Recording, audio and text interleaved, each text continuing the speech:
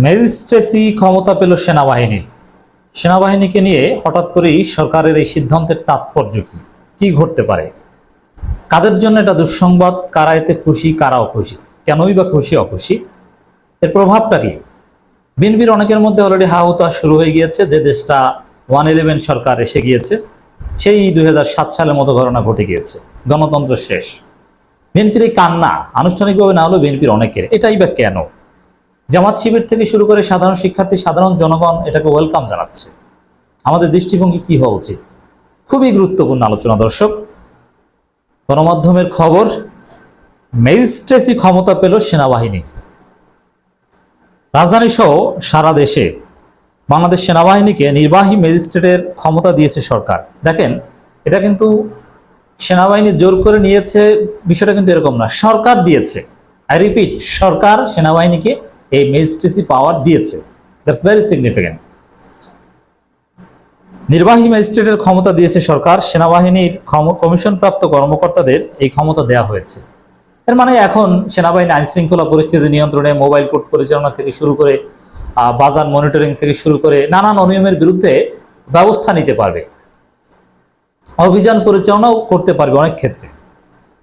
এমনকি কোনো প্রোগ্রামকে ডিসপার্স করা প্রয়োজন হলে, কোনো বেআইনি সমাবেশকে ডিসপার্স করা, বা এগুলো অনেক সিদ্ধান্ত সেনাবাহিনী ইনস্ট্যান্ট নিতে পারবে। সেনাবাহিনীর সাধারণত সেকেন্ড লেফটেন্যান্ট পদমর্যাদায় যারা, তাদেরকে হয়তো মাঠেই দায়িত্ব দেওয়া হবে। জনপ্রশাসন মন্ত্রণালয়ের এক প্রজ্ঞাপনে এই সিদ্ধান্ত জানানো হয়। এই সিদ্ধান্ত আজ থেকে কার্যকর হয়েছে। আগামী 2 মাস 7 দিন এই সিদ্ধান্ত বলবৎ থাকবে। এই সিদ্ধান্তের ফলে কি হতে পারে? প্রথমে বলবো, আপনারা দেখবেন যে সেনাবাহিনী ম্যাজিস্ট্রেসি পাওয়ার তাদেরকে কেন দিতে হয়েছে। এটা স্পষ্ট যে আমাদের দেশের আইন শৃঙ্খলা পরিস্থিতি হাসিনা পালানোর পর থেকে স্বাভাবিকভাবেই একটা ক্যাওটিক সিচুয়েশনে ছিল। পুলিশ যেহেতু ভয়ানক অপরাধ করেছে, পুলিশের উপর জনগণের আস্থা নেই এবং পুলিশের অনেক সদস্য দায়িত্বে ফেরার সাহস দেখাতে পারেননি। পুলিশকে ওইভাবে জনগণ মানে না, না মানাটাই স্বাভাবিক। এজন্য বিভিন্ন জায়গায় বিশৃঙ্খলা, ট্রাফিক ব্যবস্থারও একটা অনিয়ম বা সবকিছু ভেঙে পড়ার মতো একটা অবস্থা। এই পরিস্থিতিতে একটা অন্তর্বর্তীকালীন সরকার বা নতুন সরকারের জন্য সবচেয়ে বড় চ্যালেঞ্জ, যেমন আমি আজকে দুপুরও স্বরাষ্ট্র মন্ত্রণালয়ের বা স্বরাষ্ট্র উপদেষ্টার তীব্র সমালোচনা করেছি। সে কি করে? আঙ্গুল চুষে বিভিন্ন জায়গায় বিশৃঙ্খলা হয়, গার্মেন্টস কর্মী নিহত হয়, কেন নিয়ন্ত্রণ করতে পারে না? এর মানে পুলিশ আসলে পারছে না, পুলিশের উপর জনগণের আস্থা নেই, পুলিশ ফেইল করেছে। তো স্বাভাবিকভাবেই এভাবে তো একটা দেশ চলতে পারে না, এই ক্যাওটিক সিচুয়েশনের মধ্যে একটা দেশ চলতে পারে না। এতে আওয়ামী লীগের লোকজন বিভিন্ন ফায়দা হাসিলের চেষ্টা করে। এই গার্মেন্টস সেক্টরে অস্থিরতা তৈরি করতে পেরেছে পুলিশের দুর্বলতার সুযোগ নিয়ে। তো স্বাভাবিকভাবেই আইন শৃঙ্খলা পরিস্থিতি ডেভেলপ করা, দেশে একটা law and order situation establish করা, এটা অন্তর্বর্তীকালীন সরকারের জন্য ওয়াজিব। এজন্য সেনাবাহিনীকে ম্যাজিস্ট্রেসি পাওয়ার দেয়া ছাড়া দেয়ার ওয়াজ নো অল্টারনেটিভ, কোনো উপায় ছিল না। এতদিন দেখেছে যে পুলিশ পারে কিনা বা সেনাবাহিনীকে ছাড়াই এটা পারা যায় কিনা, সম্ভব হয়নি। অতএব আমি মনে করি সরকার বাধ্য হয়ে প্রয়োজনে, জনগণের প্রয়োজনে, স্থিতিশীলতার স্বার্থে নির্বাহী ক্ষমতা দিয়েছে। দেখেন, যারা আপত্তি করছেন, কেন আপত্তি করছেন? দেশে কি সেনা শাসন চালু হয়েছে? না। এই সরকার কি সেনা সমর্থিত সরকার? কিছুতেই না। এই সরকার জনগণের সরকার, জনগণ বসিয়েছে। শিক্ষার্থীরা যাদেরকে প্রস্তাব করেছে তাদের মতামতের ভিত্তিতেই সাধারণত, হ্যাঁ, শিক্ষার্থীদের পছন্দে বা ডিজিএফআই বা কারো ভুল সাজেশন থাকতে পারে, কিন্তু এটাকে সেনাবাহিনী সমর্থিত বা সেনাবাহিনী সরকার বলার কোনো সুযোগ নেই।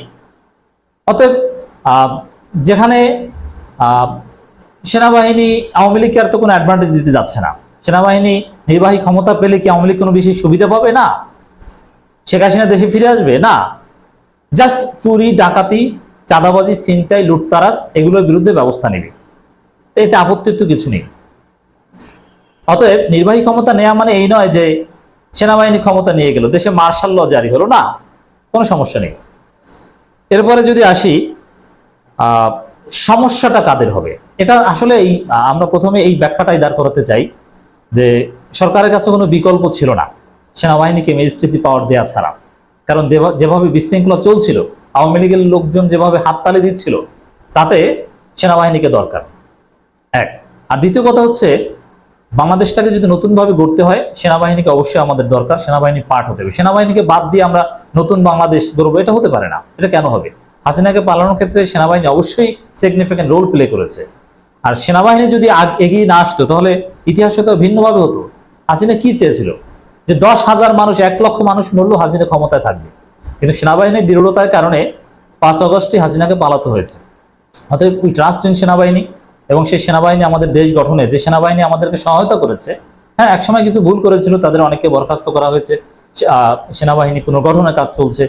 অতএব যে সেনাবাহিনী আমাদের বিপ্লবের অংশ, আমাদের বিপ্লবের পার্ট, সেই সেনাবাহিনী দেশ গঠনে আমাদের পার্ট হবে, আইন শৃঙ্খলা পরিস্থিতি নিয়ন্ত্রণে আমাদের সহায়তা করবে, তাদের রোল প্লে করবে। It's very necessary.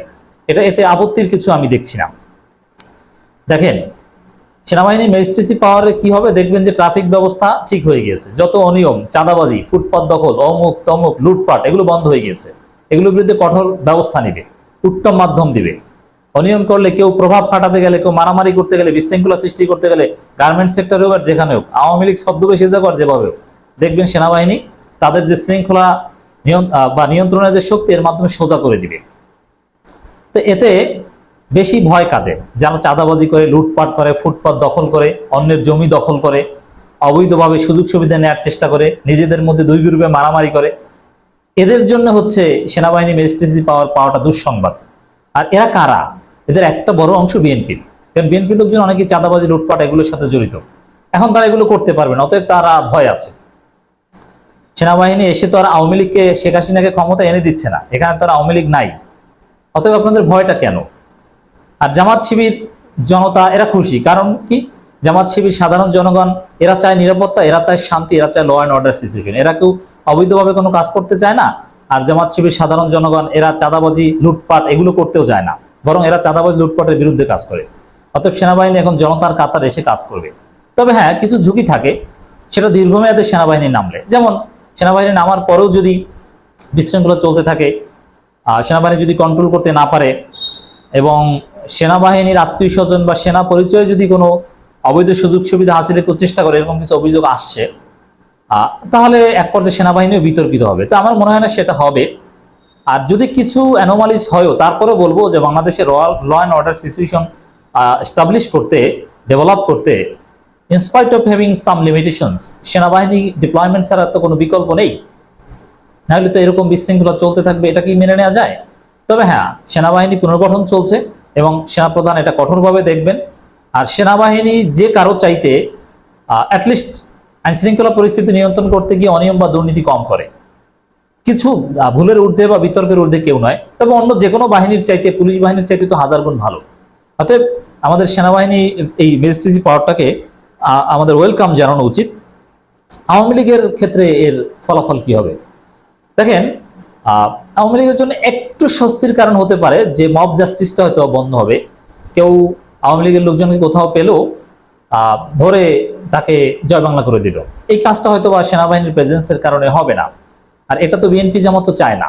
বিএনপি জামাতও তো চায় যে আওয়ামী লীগের আইনানুগ বিচার হোক। তবে আওয়ামী লীগের লোকজন ঠিকই ধরা পড়বে, গ্রেপ্তার হবে। তাদের বিরুদ্ধে যে মামলাগুলো হয়েছে, একটা নির্দিষ্ট বেজমেন্ট থাকলে তাদের গ্রেপ্তার করা হবে, সেনাবাহিনী গ্রেপ্তারে সহযোগিতা করবে ডেফিনেটলি। মাদক চোরা কারবারি এরা ব্যাপকভাবে ধরা পড়বে। তো মাদক ব্যবসার সাথে জড়িত বিএনপির অনেক লোকজন আছে, তারাও ধরা পড়বে, দেখবেন অনেক টোকাই ধরা পড়বে। অতএব আওয়ামী লীগের জন্য এখানে আলাদা অ্যাডভান্টেজের কিছু নেই, যেহেতু আওয়ামী লীগ কোনো বৈধ পলিটিক্যাল পার্টি না। আর সরকার যেহেতু সিদ্ধান্ত নিয়েছে যে আওয়ামী লীগকে কোনো সমাবেশ বা প্রোগ্রাম করতে দেওয়া হবে না, নিরুৎসাহিত করা হবে, অতএব এখানে সেনাবাহিনী ডিপ্লয়মেন্টের মাধ্যমে আওয়ামী লীগ আলাদা কোনো অ্যাডভান্টেজ পাওয়ার প্রশ্নই আসে না। তবে হ্যাঁ, আওয়ামী লীগের লোকজন হয়তোবা সেনাবাহিনীর মাধ্যমে কিছু জুলুমের হাত থেকে রক্ষা পেতে পারে। আবার আমি আবারও সেই একই কথা বলবো, বিএনপি জামাতও বলছে যে আওয়ামী লীগের কারো উপর কোনো জুলুম করা যাবে না, আওয়ামী লীগের আইনানুগ বিচার হবে। অতএব আমি মনে করি হাসিনা পরবর্তী সময়ে দেশে যে আইন শৃঙ্খলা পরিস্থিতির অবনতি, যে একটা ক্যাওটিক সিচুয়েশন, এজন্য এই সেনাবাহিনীর ম্যাজিস্ট্রেসি পাওয়ার একটা সময় উপযোগী পদক্ষেপ। তবে ইন দি লং রান এটা ক্ষতিকর, সমাজে ক্ষতিকর প্রভাব পড়ে, বা কিছু অনিয়ম ধরা পড়লে সেনাবাহিনীর উপর জনগণ আস্থা হারায়। এজন্য অনলি ফর 60 ডেজ, অবশ্যই এটা কিছুটা বাড়ানো হবে। তবে 60 ডেজ ডাবল করা হোক, বেশি দিন এটা চলবে না। আপনারা নিশ্চিত থাকেন যে এই 60 দিনের কথা বলে 2-3 বছর চলবে, নেভার। নির্বাচন আয়োজন করার পরিস্থিতি তৈরি হবে, দেশে লেভেল প্লেইং ফিল্ড তৈরি হবে, প্রত্যেকে স্বাধীনভাবে মত প্রকাশ করবে, কেউ কারো উপর জুলুম করতে পারবে না, সেনাবাহিনী সোশ্যাল জাস্টিস এনশিওর করবে। অতএব উই ওয়েলকাম আর্মি।